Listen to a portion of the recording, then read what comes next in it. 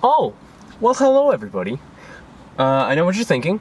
Glenn, you're in a car again. What are you doing? This isn't a Glensday. This isn't real. But this is real. Trust me. It's real.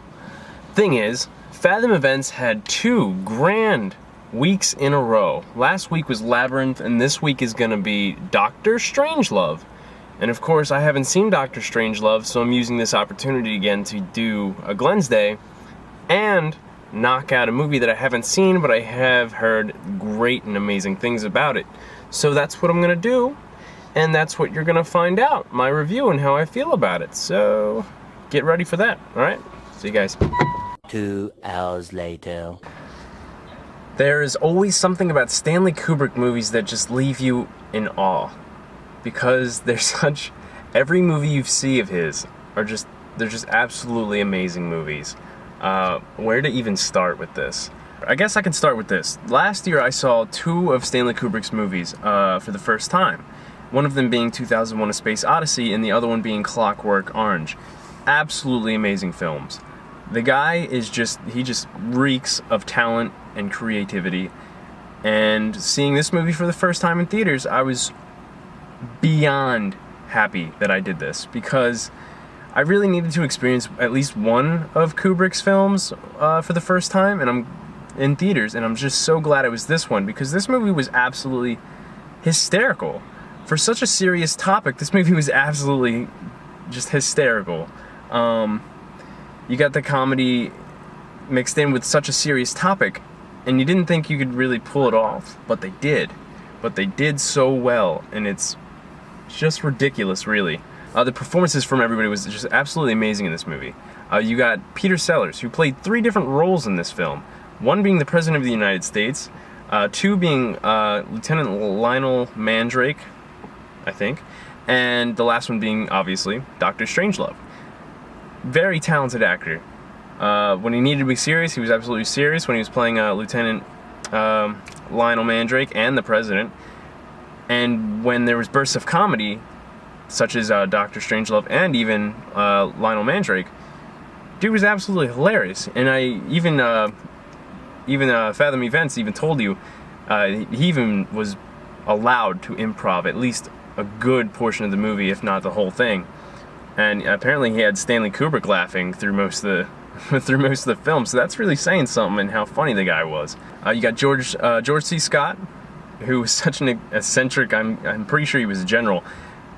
Everybody was hilarious in this film, just especially those 2 overall. The cinematography in this movie was just so wonderful to look at, especially since this movie was made in 1964, I think. You really didn't expect any of the shots that were put into this like they were. You've got wide shots of, let's say, the War Room, or even the, I'm pretty sure it was Brigadier General Jack Ripper. Just a wide shot of his desk, and just close-up shots of, let's say, people in the War Room, the General, the President, Dr. Strangelove. So many great shots were incorporated in this movie, and my eyes were tearing up because of how beautiful this movie was. Even for a classic movie, which, by the way, most of you, even Mike, I'm sorry Mike, know that I am not the greatest fan of classic movies. But I am getting better at it, mainly because I've been working so hard on just appreciating movies for what they are and the art of them. So, and this piece of art, dear God, this piece of art was so good. I don't even have words for it, man. It's just so good. Stanley Kubrick, why did you do this to me? Stanley Kubrick is just a god at film, and I fully appreciate the fact that he, going into this, was going to make this a serious movie, and then as he kept doing research on this, he just changed it into more of a comedy, because just the whole idea of nuclear war is just stupid, and it's moronic, and you could see the comedy in it, and that's what he went into when he did the research for it. He just saw the comedy in what this film could actually be, and it worked out, because this movie was absolutely amazing. It had such a serious tone, and it needed that comedy that Stanley Kubrick made it into. I don't really have any flaws with this movie. I don't have nothing. This movie is just absolutely great. One of Stanley Kubrick's best, in my opinion.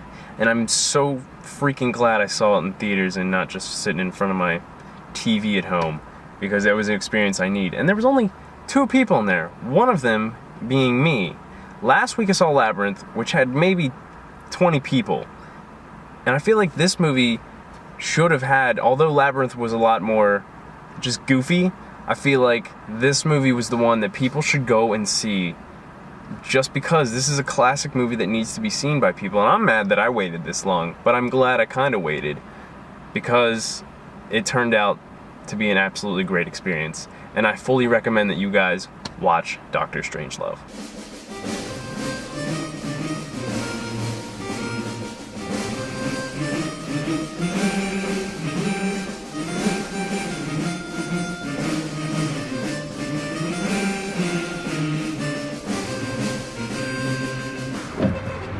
This necessarily isn't something I completely recommend doing, but I'm gonna do it anyway.